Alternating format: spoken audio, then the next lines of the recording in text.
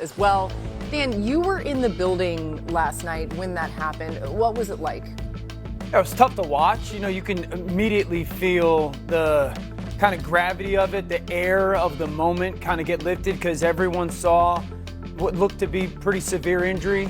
I think the most interesting thing was like Tyreek's response to the whole situation. You know, you as an athlete know, like, oh my gosh, this is something I've never experienced before. And in the midst of that, and I can't imagine his emotions, he handled himself really well leaving the field. And I can't imagine how difficult that was. And then my thought was in the game, how does the team respond? Like, how do the teammates respond? Sometimes that could just completely distract you from one of the reasons you're there is to play a game. And I was also very impressed with the Dolphins as a team for the way that they were able to compartmentalize, play the game, and try to, at least in that moment, move forward. Yeah, they got their first win of the season and did a nice job. Marcus, we know Tyreek's impact, but when you think about it from the defensive standpoint, how much easier is it to take on that offense if he's not on the field? Yeah, they lose a lot. I mean, in your week of preparation, he is the guy that you're pointing to saying we can't allow Tyreek Hill to wreck this football game. And you try to come up with plans and schemes to keep him intact. Now, a lot of people have tried it and they still got right. knocked out by Tyreek. But I think a lot of it just is an adjustment, especially with Tua, right? You make easy throws to Tyreek and you get explosive plays. Yeah. And you push the ball down the field and he creates a way to take the top off of the defense to open up other areas of the football field. So you miss a lot just by him being on the field beyond his playmaking. The one thing I did like was Darren Waller got involved last night. Yeah. And I think he can become a guy. It's actually going to look like a lot similar to what we saw last night. It's all about misdirection, getting the defense flowing one way, going horizontally in the other direction. Tua was 7 for 7 on crossers. They clearly identified that against the Jets man coverage being a weakness. But 6 of those throws were not to Tyreek Hill. Jalen Waddle, Malik Washington, Darren Waller, all 3 of those guys have pull-away speed. And I think a big part of this is Jalen Waddle ready to take that big step forward. He's kind of been that 1B benefactor. Tyreek getting so much attention. Can he emerge as a guy? Waller's a big piece. Those 2 young backs in Achane and Ollie Gordon are big. I just think, to Mina's point, last night we saw a style that was different in their offense. Tua was under center 17 snaps last night. That's very different for this football team. I'm not within this offensive staff now to dig a little deeper into their concepts and the things that they want to do to try to create what this misdirection you're talking about. I know it is. That's not an injury does that. Absolutely. And that was something that every person that we talked with, Mike McDaniel, Tua, they all said, we can't live in the shotgun, throw it versus 2 high shell anymore. You know, we have to make the run game part of our offense. We have to try to, Mike McDaniel's saying was, I can't allow defenses to play it safe and win. Play that shell. And so I think there was the philosophy of running the football more even before this injury and allowing their offensive line to fire off the football. It was a good start to that last night. Let's hear from Tyreek Hill, new on NFL Live. He shouted out his supporters before heading into surgery today. Take a listen. All right, guys. Tyreek Hill here, the cheetah, about to go in for this surgery. Keep your boy in your prayers. You guys have been awesome, man. Fans Nation, just the whole entire NFL have been amazing. You know, sending me lots of love, lots of prayers. And I'm absolutely honored, man. You know, granted the situation, but I love you guys so much, and hope to see you soon. Dan, you said it. The way he's handled all of this has been commendable.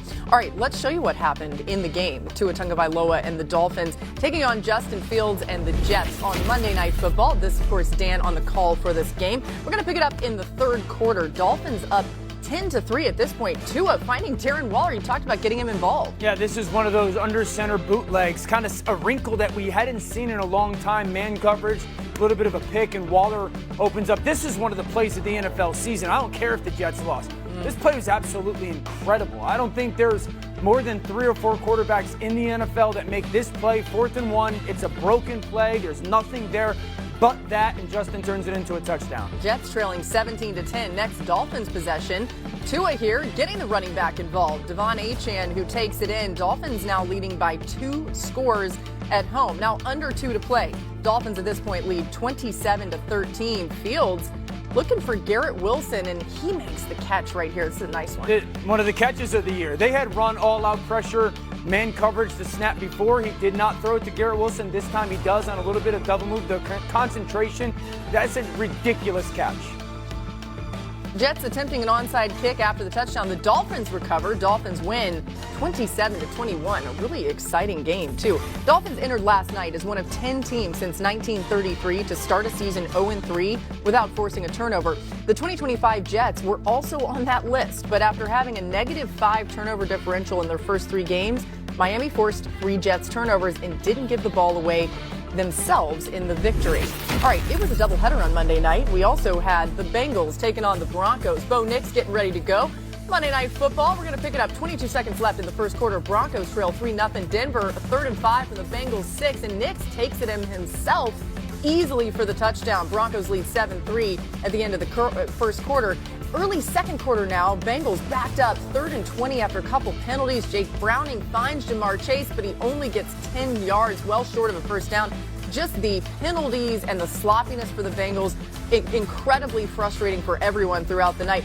Just under 9 minutes to go in the half. Same score, Broncos in the red zone. Marvin Mims on the jet sweep takes it in for the touchdown. Yeah, really nice block by Cortland Sutton on the perimeter there. This is Bo Nix. Like right before the half, 3rd down, really nice release by Sutton, and he just pins it on his frame to go up and make that throw-in catch. That was a big play for Bo Nix in that offense. Broncos lead 21-3 at the half. 4.5 minutes left in the third quarter now. Browning sacked by Nick Bonito. They were having their way with Browning. You see Jamar Chase trying to talk to Bengals head coach Zach Taylor.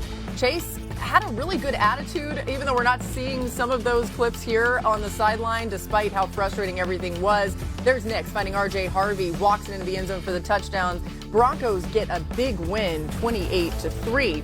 Now, the Bengals blitzed Bo Nix on 9 dropbacks last night. Denver did a great job picking it up as he faced only 1 pressure. On those 9 blitzes, Nix went 7 for 9 for 101 yards with all 7 completions going for first downs. He averaged more than 14 yards per completion on those throws. I caught up with running back J.K. Dobbins after the win and asked him about his quarterback. What can you say about the way that this offense functioned tonight, specifically with quarterback Bo Nix?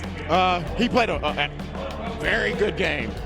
We're going to keep building on it. And I know, he's had some games where he's like wondering, but it's always going to come. He's got to keep chipping away. And that's what he did. And I'm happy to see him do that tonight.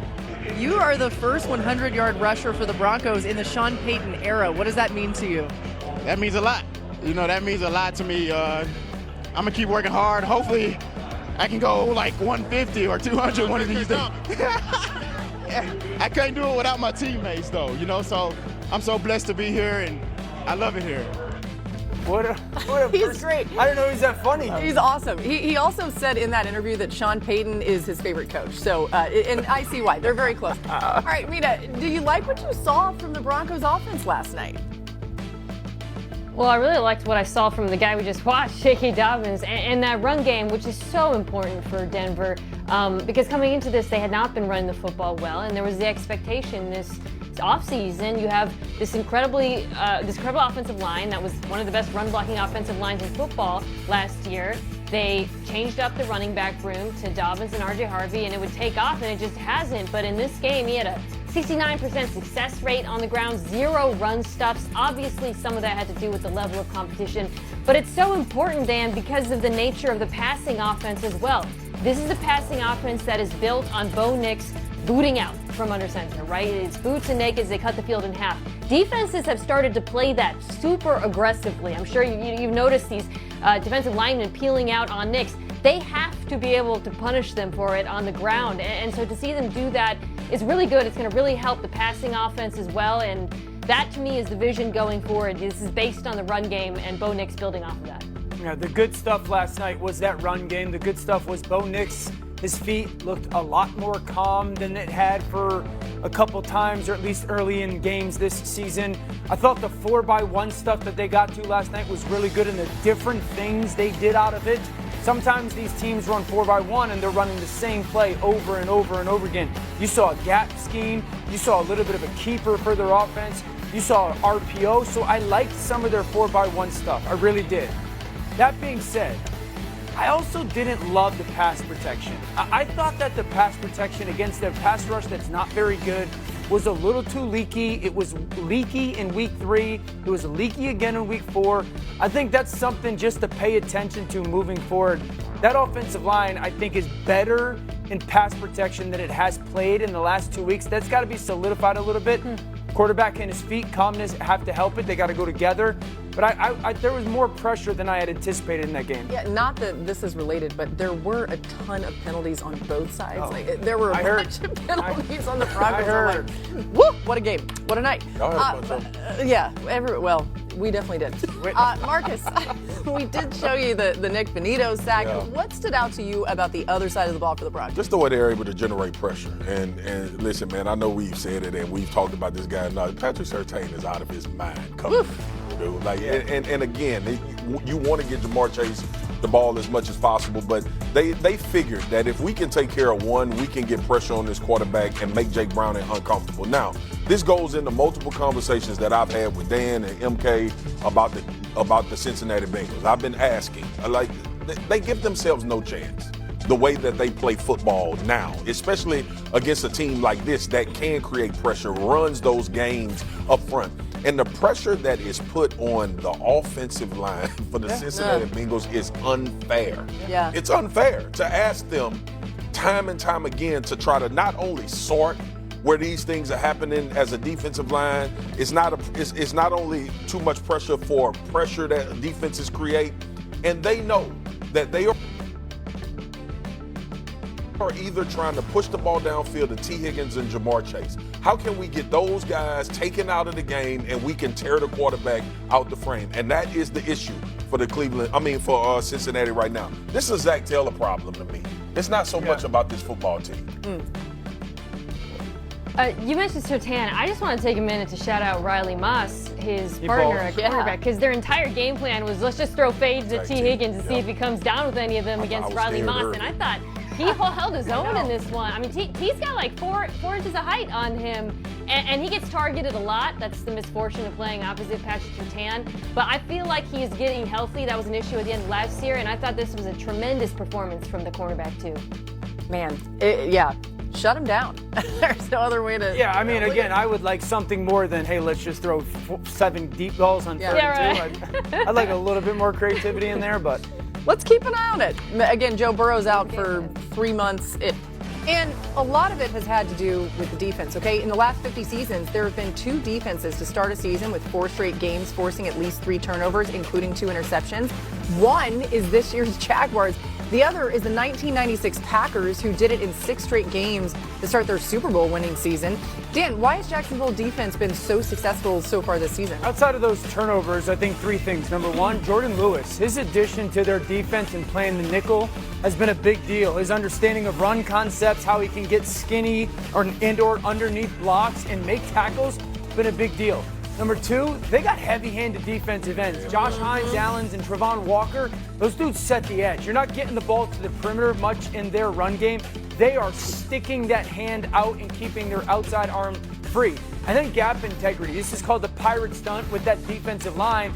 But then somebody's got to keep the ball inside, and those backers got to fit it the right way with that inside shoulder and a scrape over the top. I know that the turnovers, maybe not as roller coaster ridey. You're not going to get that many to bank on, but I do think that there's been an improvement with how they're playing the fundamentals of their defense, and they fly around and hit you. Roller coaster ridey. I like that one. Roller coaster ride? It's good. Let's go to Kansas City. Ride. Their next opponent. Thank you. To the Chiefs offense. They got a much-needed boost with the return of Xavier Worthy this past week. Here's Patrick Mahomes on just how much it meant to their offense. Yeah, he's just so explosive. I mean, you just see it when you get the football in his hands, man. It just makes the defenses have to adjust, and when they adjust, it's like he gets so much attention on him. Other guys can make plays happen, and so just having him out there, not only for his physical ability, but just the morale of the room, I thought it was huge. Marcus, what stood out to you most in his return? Touches for Xavier Worthy and how explosive he was. No matter how you wanted to get him the ball. I think he's evolving as a route runner as well. That was one of the things coming out of college, creating some separation, learning how to use all of the leverage that he's starting to create. He was phenomenal in this football game. He showed a repertoire of things that he can do in order to make this offense better. And here